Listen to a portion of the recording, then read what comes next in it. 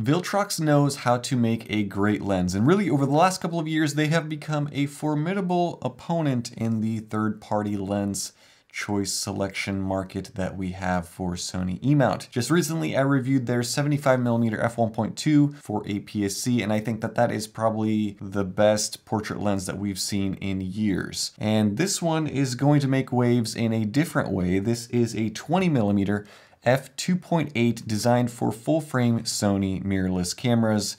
And the thing with this is that it is an exceptional value at $158 US, has autofocus, pretty good build, great optics. There's a lot to like with this lens, so let's check it out. It comes in a small white box. Inside there is a warranty card, user manual, carrying pouch, and the lens itself. Plastic front and rear lens caps, and a plastic but solid feeling rose petal lens hood. The lens is exceptionally small and lightweight, coming in at 158 grams, so it costs just $1 per gram. Construction is plastic and glass, and in terms of feel, it is just above average. It doesn't feel as premium as some Sigmas or Sonys, but it doesn't feel as cheap as some Makis either. Starting at the rear, there is a metal mount with electronic connections. There's also a USB-C port here for firmware updates, no weather sealing though. Lens specs on top and kind of a cheap feeling manual focus ring here. This is electronic, so it rotates infinitely in both directions, and it has good dampening, but they could have made this feel a whole lot better by rubberizing this grip, as it just feels a little too much like cheap, slick plastic. Around the front, there is a small front lens element and a lot of specs. This lens, which is apparently an STM APS-C image size of 43.3 millimeters, front filter thread of 52 millimeters, and a 0.19 meter for minimum focus. Inside there are 10 elements in 8 groups and a 7-bladed diaphragm. Mounted on my A7C, it's a nice, easy to carry compact setup. This feels like an APS-C setup, but it isn't. There are no switches or buttons to mess with on this lens, and the STM stepper autofocus system on it is good. It's not silent, but it's fairly quiet. Take a listen.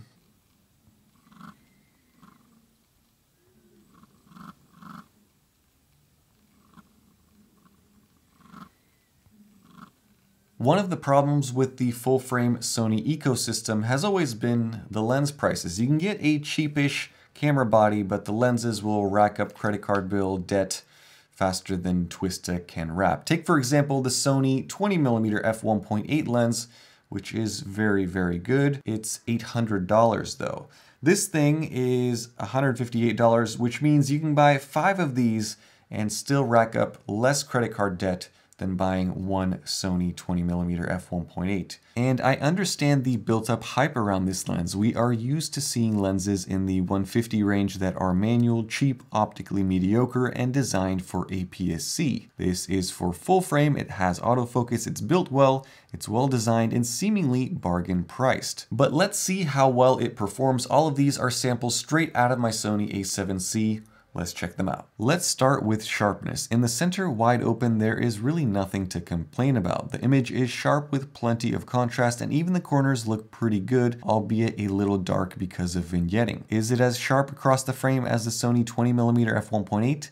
No, but it is about 85 to 90% as sharp. And I think I may keep coming back to this thought that for the money, you really can't complain. Colors are vibrant even on a foggy, misty day like this one. Detail is resolved and preserved well. In terms of chromatic aberration, there is some. It's fairly well controlled, but it does show up in high contrast areas. The vignetting, which I mentioned before, is significant enough to be noticeable, but it's very easy to fix in post, so I don't worry too much about it. The barrel distortion, however, is a strange wavy line. It's a pin-cush barrel combo that might be a little challenging to correct if you absolutely need straight lines. Bokeh is relatively smooth. You do have to get really close to your subject to get any bokeh, but with the minimum focus of 0.62 feet, that is easy to do. Foreground bokeh is also rendered nicely as long as you avoid those high contrast areas that create aberrations. Flare performance is about average. There is a slight loss of contrast and some blue flares, but it is nowhere near the worst that I've seen. Overall, for a 20mm, the performance is good. If you aren't picky about things, you will be plenty happy with this lens attached to your camera. Now, it's not a replacement for a clinically perfect lens, but it is a whole lot better than any cheap manual lens option. And I have to talk about the autofocus, which is not mind-blowing like some of the new Sony camera lenses that we've seen recently, but it is reliable, it is pretty accurate.